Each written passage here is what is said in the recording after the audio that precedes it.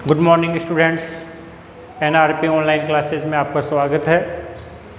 देखिए, क्लास शुरू करने से पहले हम जैसा कि सबसे पहले हम होमवर्क चेक करते हैं।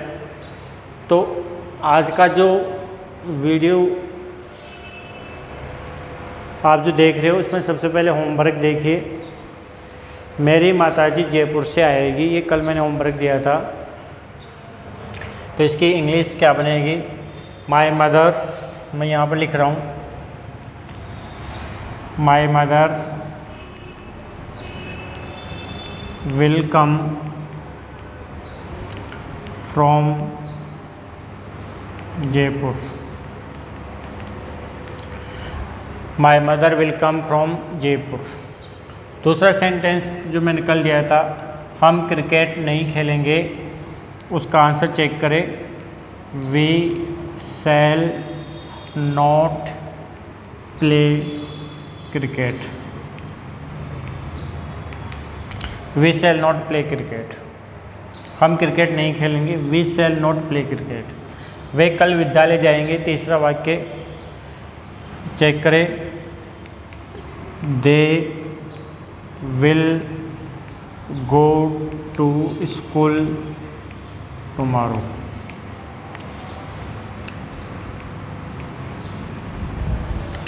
हम कल इस समय एक फिल्म देख रहे होंगे। आप सभी होमवर्क चेक करते रहिए अपना अच्छी तरह से। हम कल इस समय एक फिल्म देख रहे होंगे। We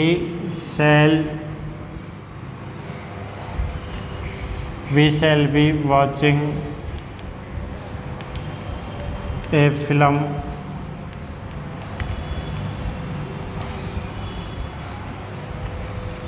eight this time tomorrow. वह एक कार खरीदेगा।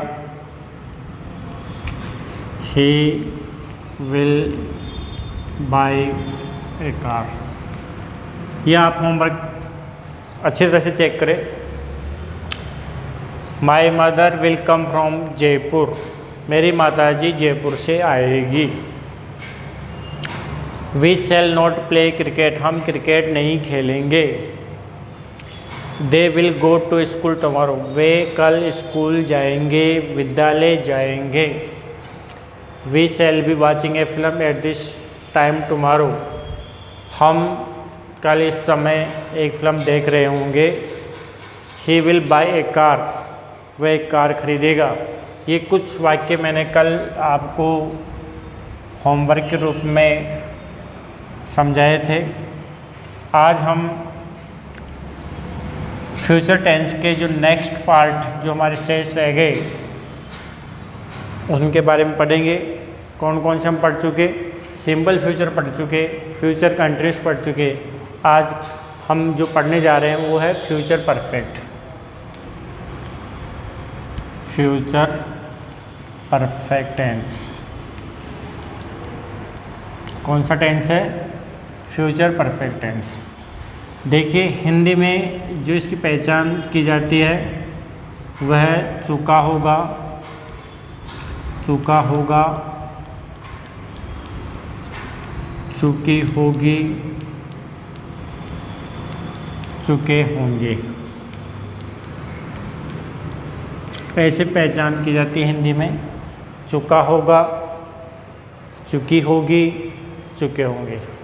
इंग्लिश के अंदर जो पैटर्न है इसके 4। Affirmative, affirmative. तो देखिए, अफर्मेटिव में सबसे पहले सब्जेक्ट लगाना चाहिए, फिर विल हैव क्रिया है ये।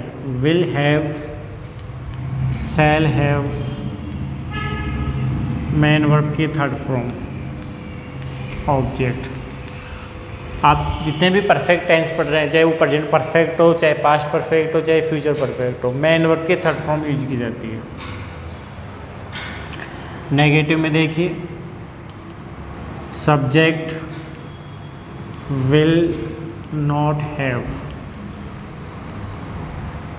shall not have, main verb की थर्ड फॉर्म। इंट्रोगेटिव में देखिए विल और shall, subject have, main verb की third form, object. Interrogative negative में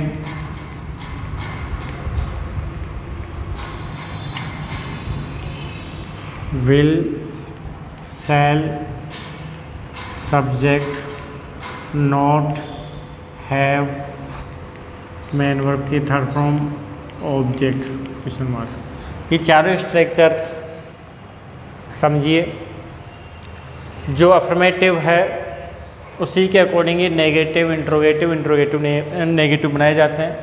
सबसे पहले सब्जेक्ट विल हैव और शैल हैव, विल हैव और शैल हैव, आई और वी के साथ शैल हैव, बाकी सभी के साथ में विल हैव, मेन वर्ब की थर्ड फॉर्म। नेगेटिव में विल के बाद में और शैल के बाद में नॉट लगा दो। इंट्रोगेटिव में विल शैल को पहले लगा दो, बाकी वही सब्जेक्ट हैव, मेन वर्ब की third form, object, question mark. Interrogative negative में भी विल शैल शुरू में लगा दो, सब्जेक्ट के बाद में नॉट लगाकर हैव, मेन वर्ब की third form, object, question mark. ये चारों वाक्य फ्यूचर परफेक्ट के स्ट्रक्चर के होते हैं। हिंदी में चुका होगा, चुकी होगी, चुके होंगे। इसका मतलब ये होता है कि कोई समय दिया जाता है, उस समय से पहले तक या उस समय तक कार्य पूरा हो चुका होगा। तो देखिए एग्जाम्पल के रूप में मैं आपको एक सेंटेंस लिख के समझाता हूँ।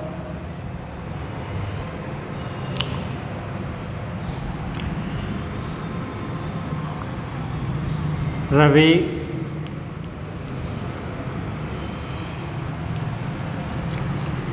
सोमवार तक एक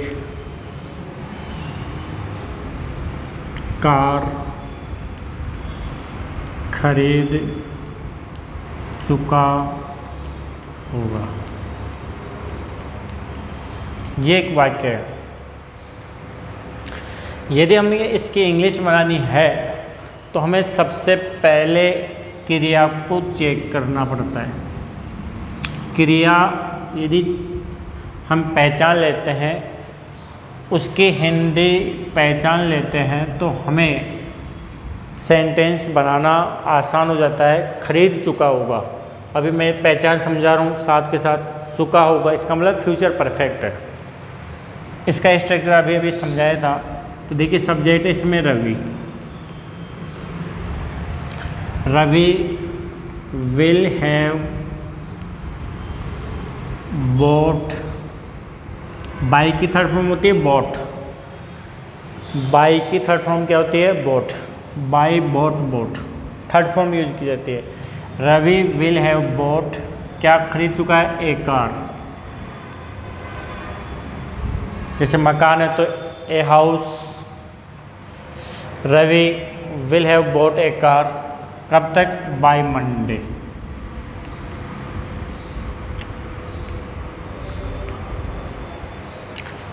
अब यदि हमें इसका नेगेटिव करना है तो रवि सोमवार तक एक कार नई खरीद चुका होगा। नेगेटिव बनाने के लिए ये तो अफर्मेटिव बन गया। अब नेगेटिव के लिए कुछ नहीं करना, नोट लगाना है अपन को। Ravi will not have bought a car by Monday. यदि अपन को इंट्रोगेटिव बनाना है तो विल पहले लगा लो।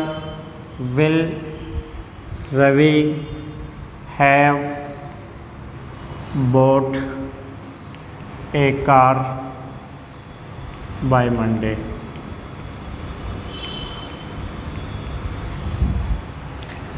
यदि इंट्रोगेटिव नेगेटिव बनाना है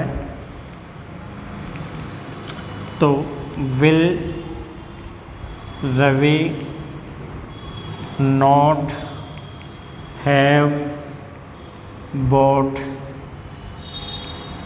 ए कार बाय मंडे। ऐसे हम चारों वाक्य बना सकते हैं।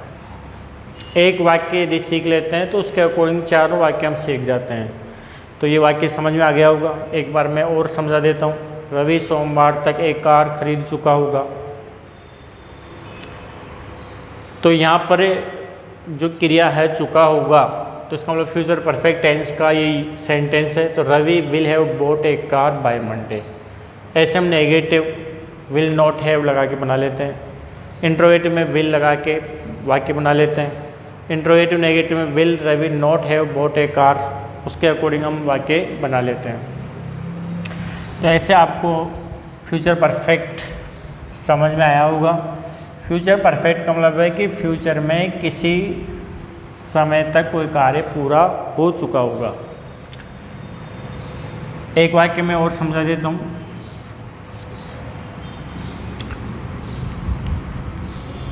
मोहन इस महीने के अंत तक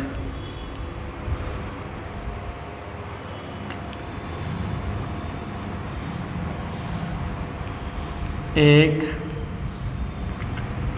कहानी लिख चुका होगा।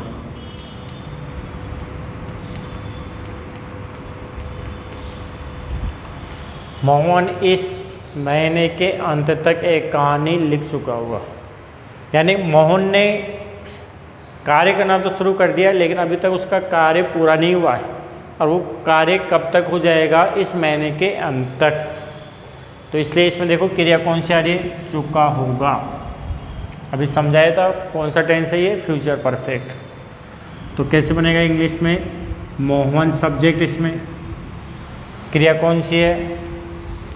विल हैव, हेल्पिंग वर्ब है विल हैव। और इसमें लिखने की क्रिया हो रही है तो written. Mohan will have written, क्या लिख चुका होगा? A story. ए स्टोरी कब तक? इस महीने के अंत तक। By the end of this month. By the end of this month. बाकी नेगेटिव, इंट्रोगेटिव, इंट्रोगेटिव नेगेटिव, ठीक है, आप अपने कॉपी के अंदर, ठीक है, बनाकर अभ्यास कर सकते हो। नेक्स्ट टेंस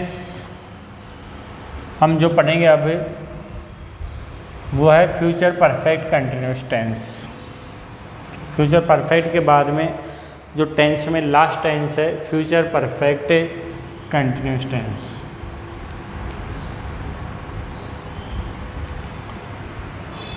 तो देखिए फ्यूचर परफेक्ट कंटिन्यूस में 3 शब्द है। Future perfect continuous. फ्यूचर भविष्य काल के अंदर कोई कार्य एक समय तक चल रहा होगा। हिंदी में जो पहचान है, रहा होगा, रही होगी, रहे होंगे,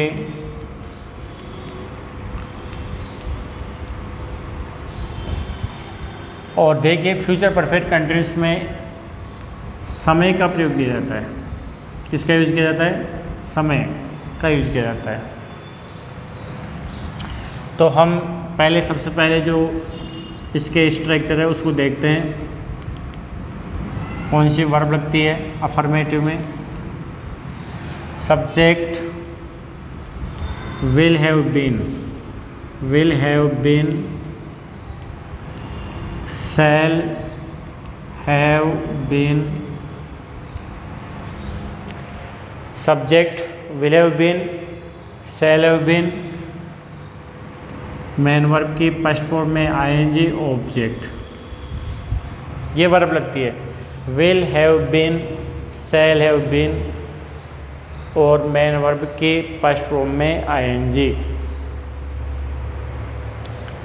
नेगेटिव में subject will not have been, shall have shall not have been first form में आएंगे। इंट्रोगेटिव में will, shall, subject, have been first form में ing ऑब्जेक्ट। इंट्रोगेटिव नेगेटिव में will, shall, subject, not, have been first form में ing object. ये structure होता है। अब इस स्ट्रक्चर को अफर्मेटिव से सीधे समझ सकते हैं। सब्जेक्ट लगा लो, फिर will have been, shall have been लगा लो। Will have been, shall have been और फर्स्ट फॉर्म में आईएनजी ऑब्जेक्ट। नेगेटिव में will not have been, shall not have been, main verb के फर्स्ट फॉर्म में आईएनजी ऑब्जेक्ट। इंट्रोगेटिव में will, shall, subject, have been, main verb के first form में ING object question mark. Interrogative negative में will, shall, subject, not, have been, main verb के first form में ING object. समय के लिए अंत में सभी वाक्य में फोर सिंस का यूज किया जाता है। टाइम के लिए फोर सिंस टाइम। अब देखिए एग्जाम्पल। मोहन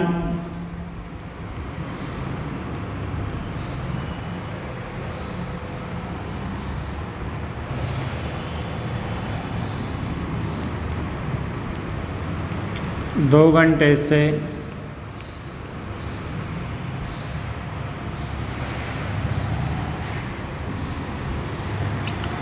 शाम तक क्रिकेट खेल रहा होगा।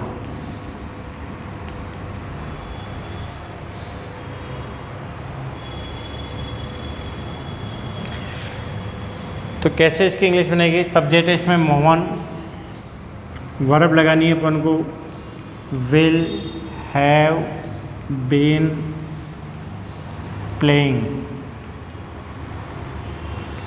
क्रिकेट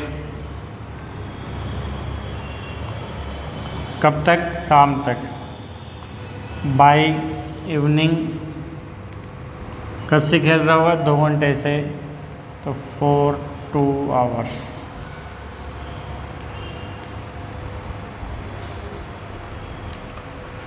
ऐसे ही वाक्य बनाए जाते हैं। सभी प्रकार से आप ऐसे वाक्य बनाकर अभ्यास कर सकते हो। जितने भी मैंने ये वाक्य समझाए वो आप ठीक है अपनी होमवर्क में नोट कर रहे होंगे। इसको बार बार अभ्यास करके हम जो टेंस जो पढ़ रहे हैं वो सीख सकते हैं आराम से। टेंस सीखना बहुत आसान है। सबसे पहले टेंस सीखने के लिए हमें जो इनके स्ट्रक्चर होते हैं उनको याद करना चाहिए और उन्हें स्ट्रक्चर पैटर्न के अनुसार हम बार बार वाक्य बनाने का अभ्यास करेंगे।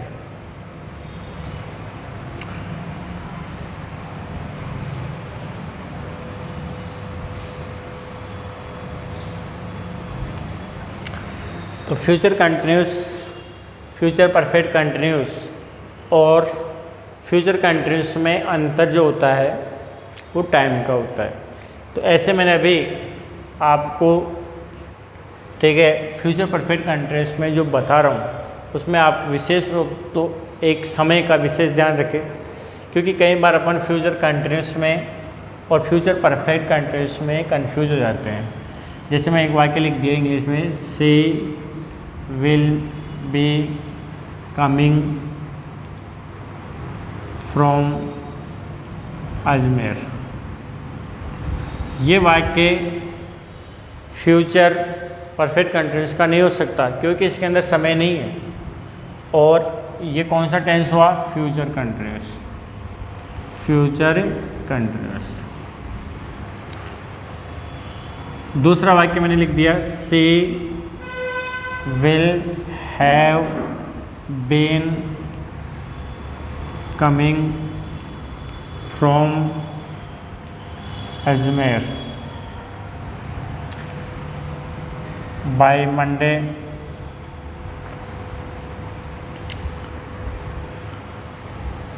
सिंस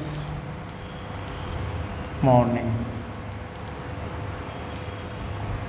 तो ये वाक्य हो जाएगा फ्यूचर परफेक्ट कंटिन्यूस का।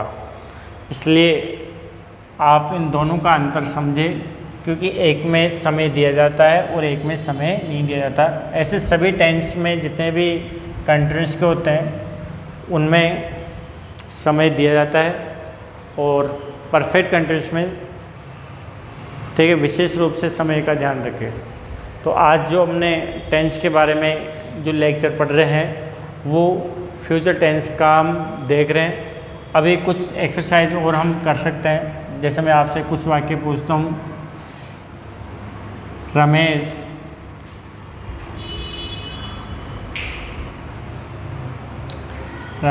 एक कहानी लिख चुका होगा। कौन सा टेंस का ये? और दूसरा वाक्य मैं लिख रहा हूँ, रमेश एक कहानी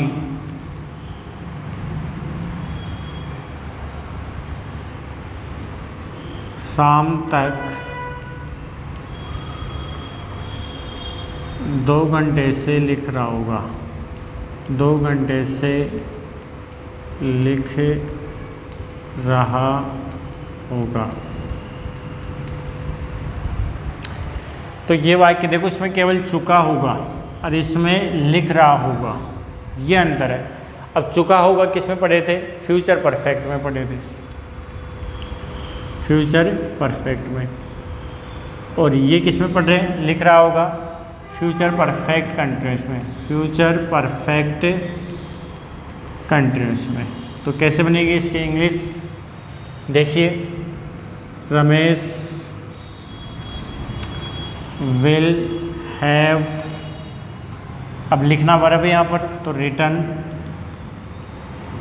a story.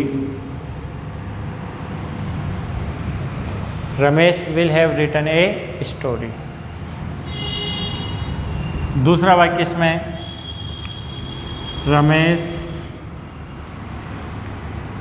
Will have been writing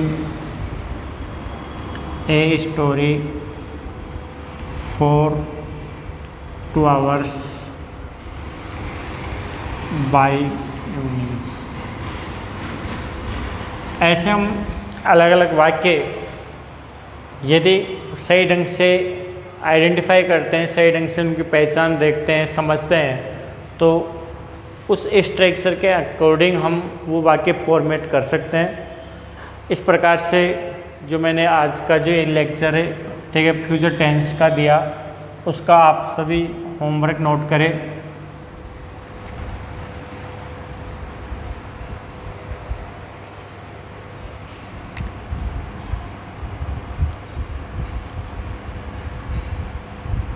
पहला वाक्य देखिए,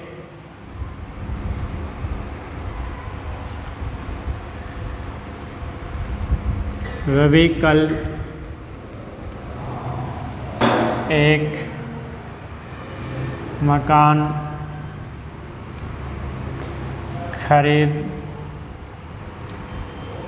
चुका होगा।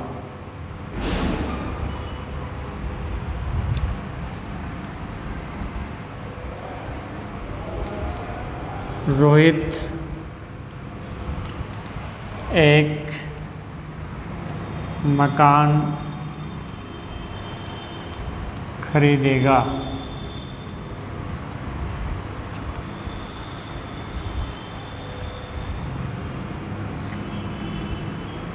तुम जयपुर देख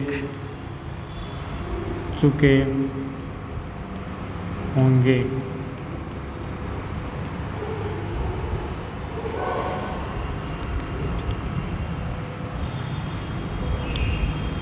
वह एक गाना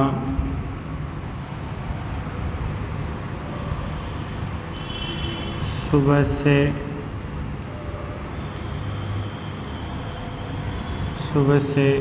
गा रही होगी। वह गाना सुबह से गा रही होगी।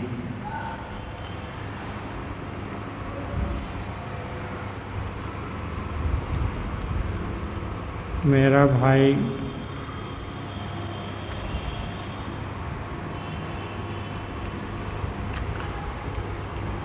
दो घंटे से अंग्रेजी याद कर रहा होगा। तो देखिए, जो मैंने ये होमवर्क दिया आपको, उस होमवर्क को आप अच्छी तरह से नोट करें। और ये होमवर्क जो मैं डेली आपको प्रत्येक लेक्चर के बाद में देता हूँ, उसको आप रेगुलर, ठीक है, कंप्लीट करें। और नेक्स्ट क्लास में जैसे कि हम आपको सबसे पहले उस होमवर्क का करेक्शन करवाते हैं, तो सेम वो चीज़, ठीक है, आप यदि देखेंगे तो आपके अंदर कई इम्प्रूवमेंट देखने को मिलेंगे। इसलिए आप सभी इस होमवर्क को नोट कर लें और अच्छी तरह से पूरे टेंस जो मैंने पढ़ाए उनको आप याद करो बार बार, ठीक है, पढ़ो। बार बार याद करने से वो चीज़ें आपको याद हो जाएगी।